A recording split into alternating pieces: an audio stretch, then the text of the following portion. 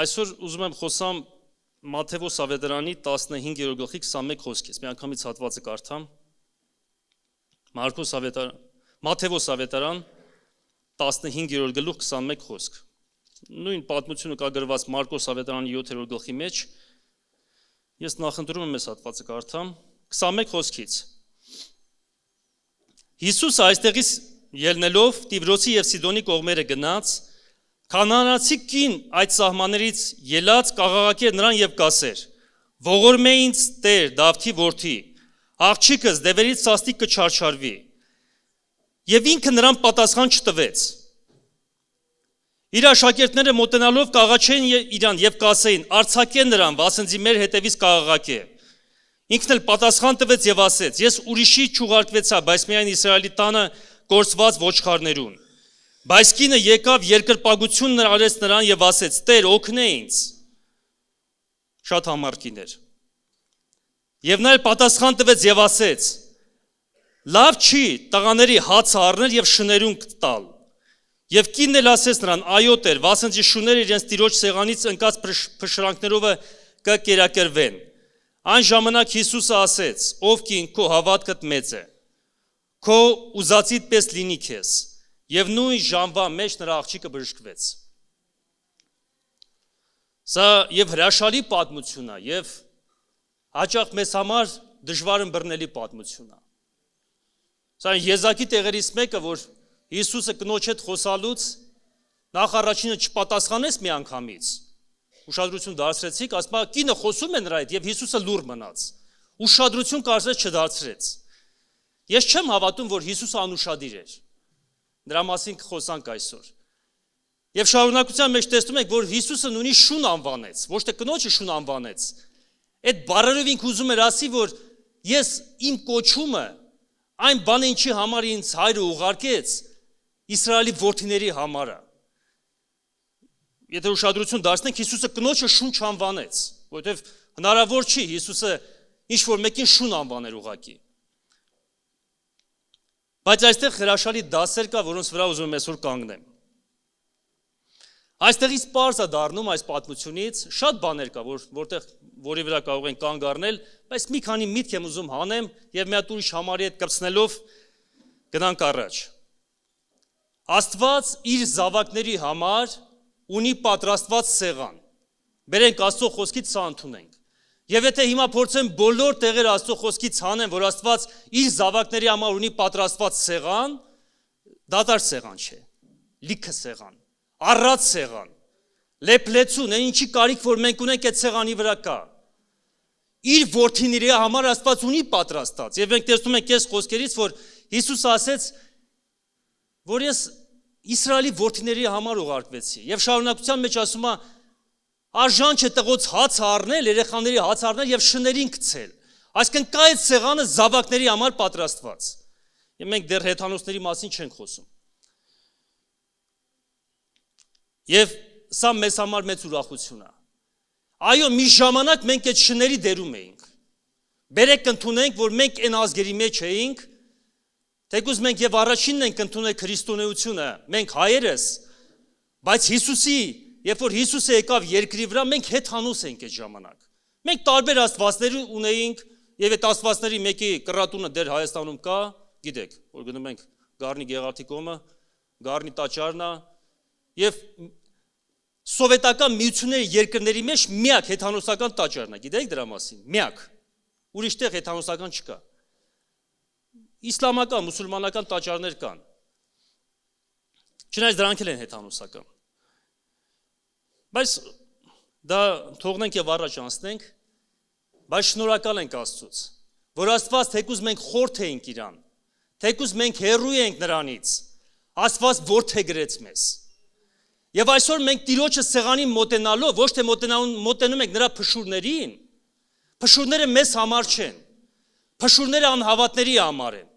Մենք բազմիցս լսել ենք, որ Տերը անհավատ մարդկանց կյանքի մեջ հրաշքներ եւ մեծ գործեր արել։ Տեսել ենք, որ բժշկություն արել։ Ես օրինակ անձամբ լսել եմ, որ մարդ պատմել է, որ գնացել է վանք, մոմա վառել։ Աստծուց խնդրել է, որ Աստված իր զավակին բժշկի եւ Տերը բժշկել է։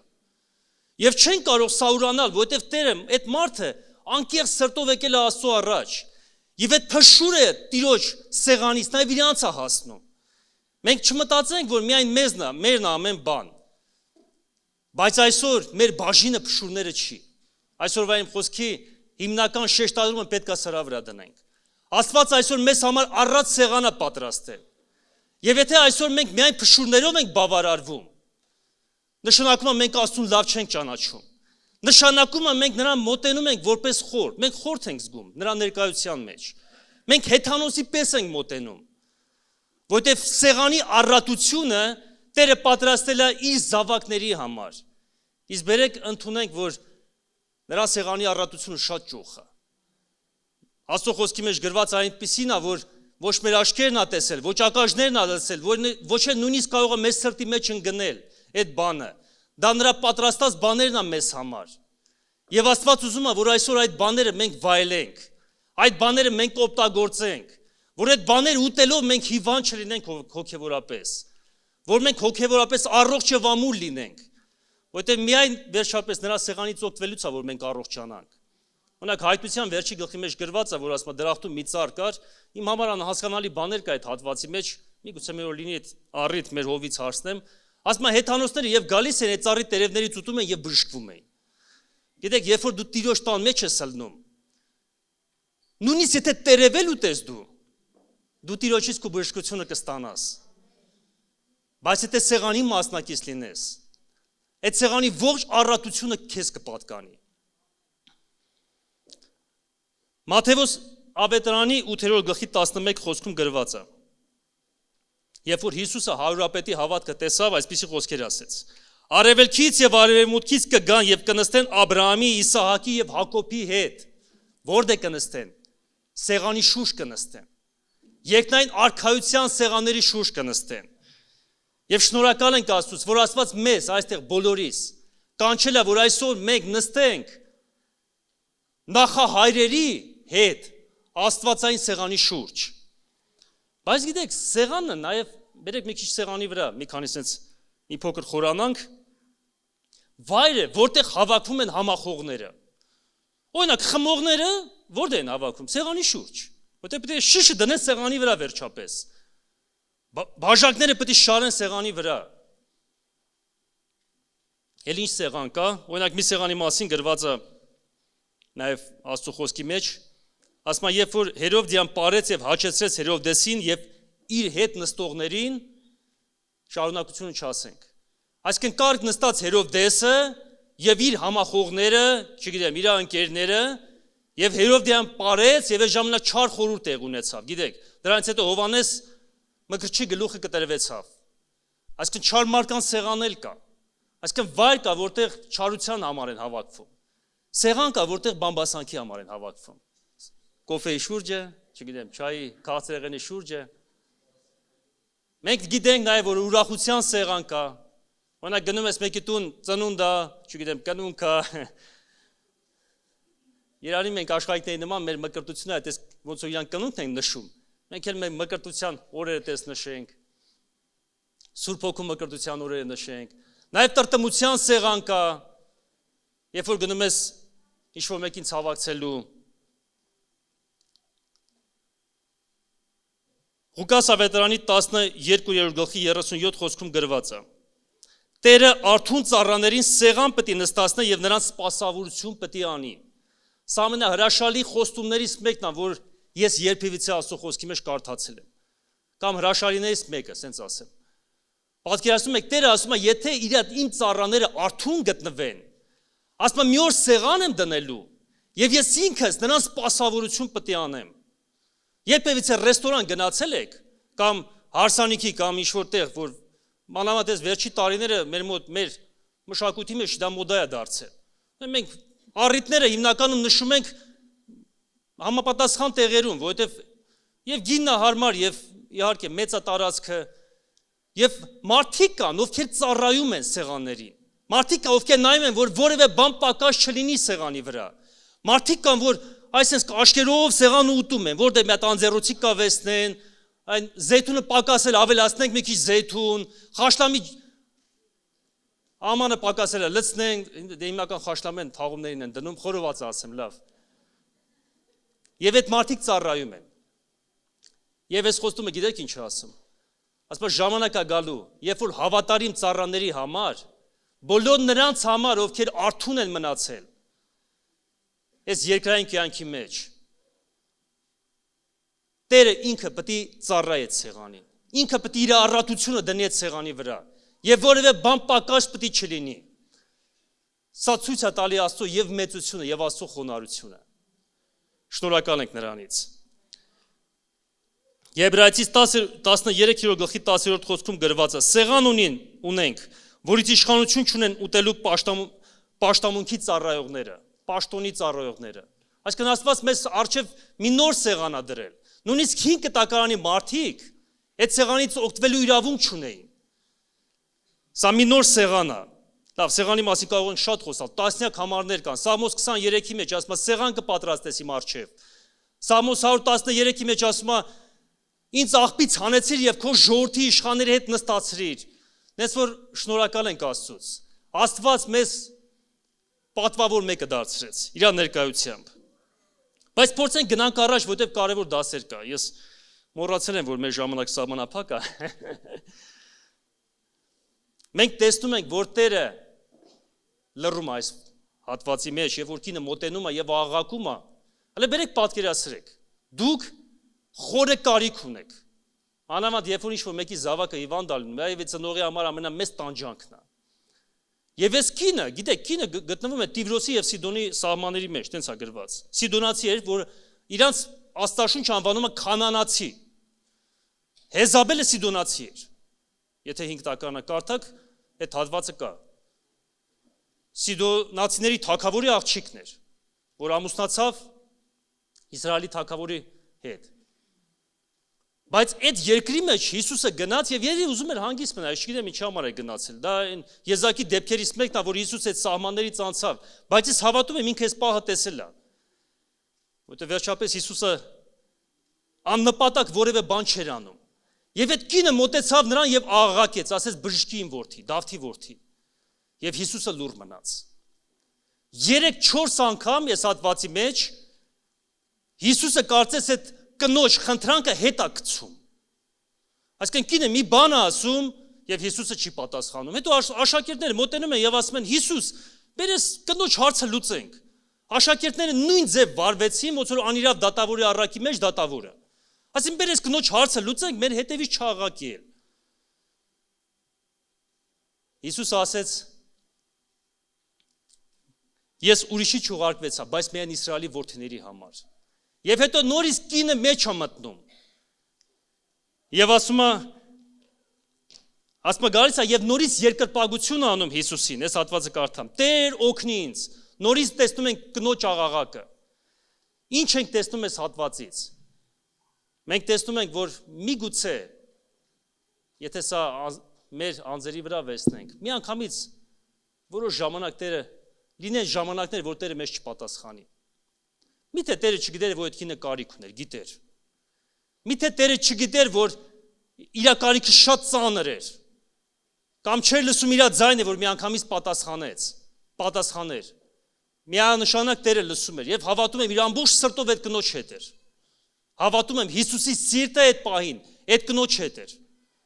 Որտեղ ինքը գիտեր ինչ պետք է աներ։ Բայց Հիսուս ուզում էր մի փոքր այդ ճգնաժամը խորացնել այդ կնոջ կյանքի մեջ, որ երևար այդ կնոջ հավատքը։ Ես հավատում եմ, որ մեր կյանքի մեջ այն ժամանակ, երբ որ մենք աղաղակում ենք եւ պատասխանը չի գալի, նպատակ կա դրա համար։ Տերը ուզում է քո հավատքը երևա։ Որտեւ եթե մենք ինչ խնդրենք եւ միանգամից մեր ձեռը տա, դա մի հատ բանաձև կլինի, որ անհետաքրքիր կլինի։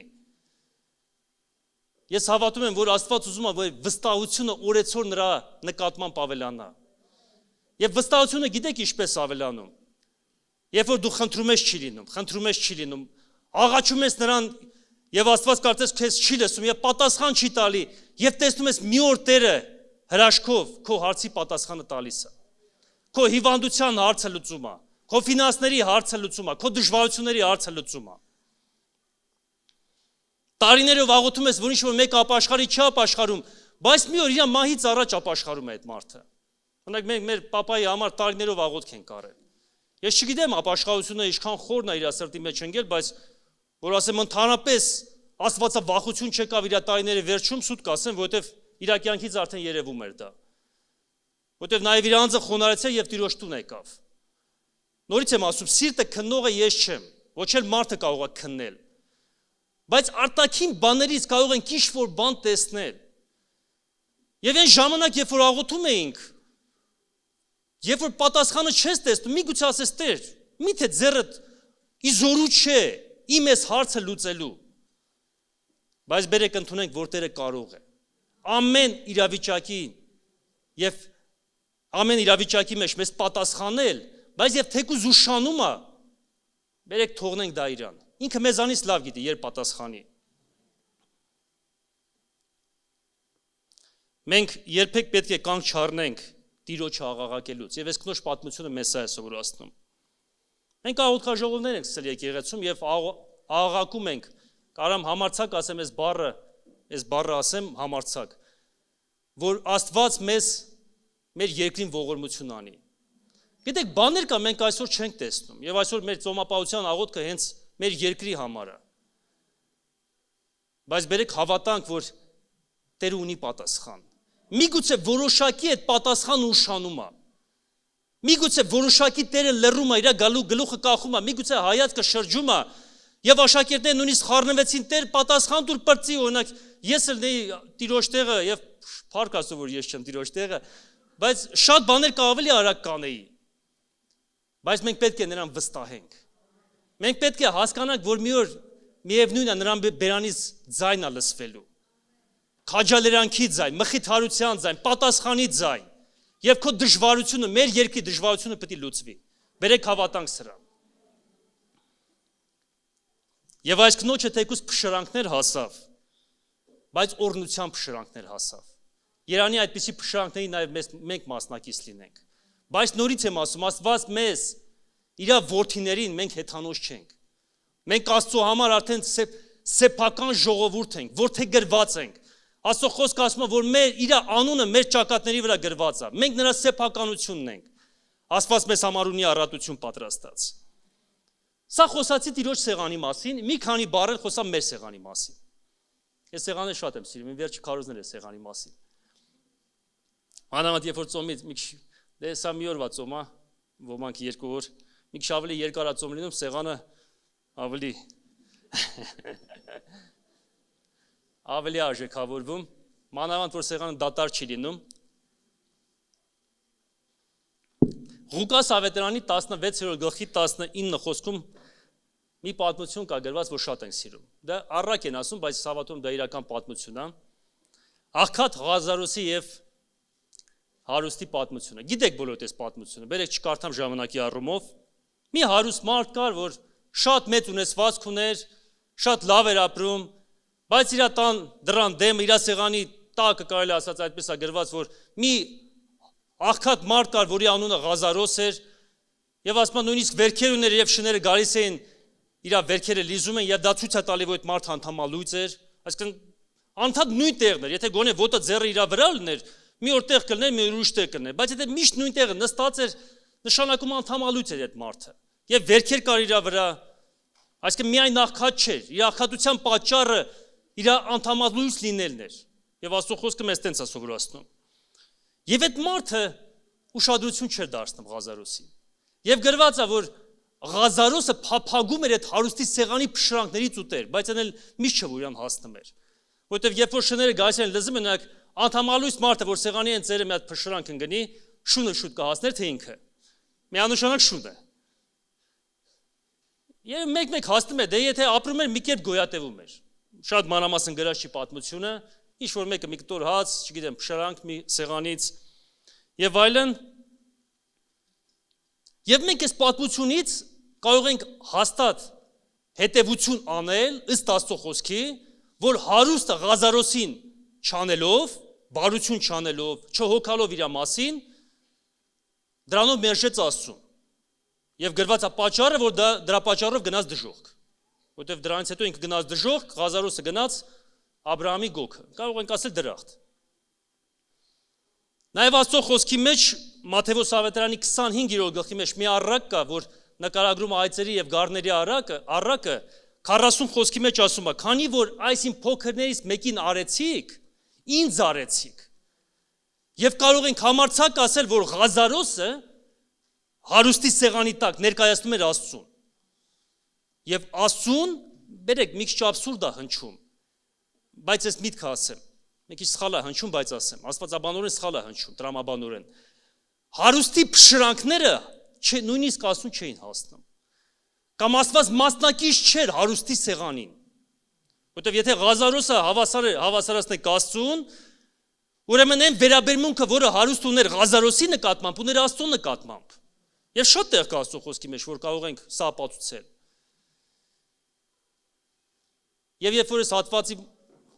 պատգամը ստեղից է սկսվել, երբ որ մտածում ես սրա մասին, տեսա, որ հաճախ մեր կյանքի մեջ մենք Աստծո մեր կյանքի փշուրներն ենք տալիս։ Սա շատ դժվար է ընդունել։ Մեր լավագույնը Աստծուն չտալով նշանակում է մենք Աստծուն մեր կյանքի մեջ անարգում ենք։ Երբ որ թույլ չենք տալի, որ Աստված մեր սեղանին նստի, երբ որ թույլ չենք տալի, որ մեր լավագույնը մենք նրա առջև բերենք, մենք մեզ համար ենք պահում, մեր անձի համար ենք պահում, մեր բարօրության համար ենք պահում։ Հաճախ մենք Տիրոջը մեր կյանքի փշրանքներն ենք մատուցում։ Մեր ժամանակի, մեր ունեցվածքի, մեր տաղանների, մեր նվիրվածության փոքր մասն ենք նրանք տալիս։ Եկեղեցու մարդիկ կան, ովքեր երբեք իրանց ողջ նվիրվածությունը չեն բերել Տիրոջ առջև։ Շատ բաների նվիրված են։ Շատ բաների։ Բայց ամբողջապես իրանց նվիրվածությունը Տիրոջը չեն տվել։ Մարդիկ կան, ովքեր հնարավոր է 1000 դրամ մի օր Տիրոջը նվիրաբերել են, բայց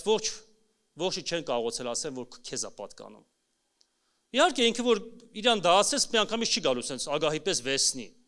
Բայց կարող է ժամանակ ասի, այդ քո սեղանի վրայից ոչ թե փշրուն, կամ մի հատ բդի կտոր, լավաշի մեջ փաթաթի տուրես մեկին։ Ոչինչ որ այդ անգամ բդի այդ հատվածը դու չուտես։ Հավի այդ հատվածը լավագույն։ Մի հատ լավ բուրում արա այս մեկին փոխանցի։ Դուք հասկանում եք, սեղանը ես միայն ուտելիքը նկատի չունեմ։ Քո ունեցվածքից ինչ որ բան։ Բայց բերեք ընդունենք, որ Աստված ոչ թե մեր փշուրներին արժանի, Աստված մեր ամբողջ կյանքին արժանի։ Եվ որպես վերջաբան 3 ցես կարճ նախադասություն ասեմ ու միասին աղոթք անենք։ Հասկանալ է, միտքը կարելի է շատ ծամել։ Բայց 3 նախադասություն եմ գրել որպես վերջաբան։ Մի բավարարվիր Տիրոջ սեղանի փշուրներով, դու որդեական դիրք ունես։ Եթե այսօր դու հոգևորապես տկարության մեջ ես, ընդունի, որ Աստված քո համար մեծ առատություն ունի պատրաստած։ Շատ մարդիկ կան, այնքան տկար են հավատքի մեջ։ Ուզում ես ասես, Տերը չի տվել, թե ինքը չվեստում։ Մենք գիտենք միանշանակ Տերը տալիս է, մենք չենք վեստում։ Երկրորդ բանը, որ գրել եմ, անառակ որդուպես մի հարմարվիր աշխարհի տված փշուրներին։ Անառակ որդին թողելով իր առատությունը, երբ որ գիտեք, Աստծուց հեռու ինչով ուզում ես գնա աղքատանալու ես։ Ոչ քո տաղաններն Աստծուց հեռու քեզ օգնելու, ոչ քո ունեցվածքն օգնելու։ Աշխարհը քեզ կտա, բայց մի օր քթիցդ կհանի, կներեք այդ բառի համար։ Բայց դա մեծագույն իրականությունն է։ Անդե ոչ մեկը մեր բառերով ասած չի խերվել հələ։ Բայց չգիտես ինչի եկեղեցու մարդիկ կան, որ Աստծո սեղանը թողնում են եւ ուզում են այն սեղանից օգտվել։ Երիտասարդներ կան, ասես զարմանում ես, ասում ես, ինչու Տիրոջ սեղանի առատությունից չես կարող օգտվել եւ աշխարհի սեղանն է քեզ քաշում։ Աշխարհի սեղանը մի օր քեզ աշխարհի փշուրներին է տանելու։ Խոզերի ամանից ես ուտելու։ Որտեւ մեղքը քեզ ավելի ցածր կարող է իջացնել։ Բայց եթե արդեն այնտեղ ես, եթե արդեն զգում ես, որ այդ խոզերի ամանից ես ուտում, մի հարմարվի դրա հետ։ Դու կարող ես հայրական տուն վերադառնալ եւ դարձյալ այդ սեղանը քոնը լինի։ Եվ երրորդ նախադասությունը, որ գրել եմ, հարուստի պես մի արժանացրու Աստծուն քո կյանքի փշուրների։ Գիտեք, Աստված ավելին է արժանի։ Մենք տարբեր չափով ենք Աստծուն ծառայում։ Մեր կյանքի մեջ Աստված տարբեր ձև է գործում, բայց մեզանից յուրաքանչյուրը լավ գիտի, թե մենք Աստծուն մեր կարողությունից ինչքանն ենք տալիս։ մեր տաղաններից եւ մեր ժամանակից ինչքան ենք տալիս։ Եթե դու միայն 2 ժամով ես քրիստոնյա, Կիրակի օրը այս ժամերը գալիս ես եւ եկեղեցում նստում ես, մի մտածի, որ քո Աստծուն, քո քեզանից Աստծուն տվածը փշուրներից ավելի է, ավելի չի։ Բայց Աստված քո ոչ կյանքն է ուզում։ Աստված ուզում է դու ավել ժամանակ ունենաս եւ աղոթելու համար, եւ Աստծո մարկանց ծառայելու, եւ քո ֆինանսով ծառայելու, եւ աղոթքի գալու, եւ այն բոլոր բաները, որ մենք գիտենք, որ մեր աստվածապաշտության մաս է կազմում։ Եվ Աստված ուզում է մեր հոգևոր կյանքը ամբողջական լինի։ Բերեք աղոթք անենք։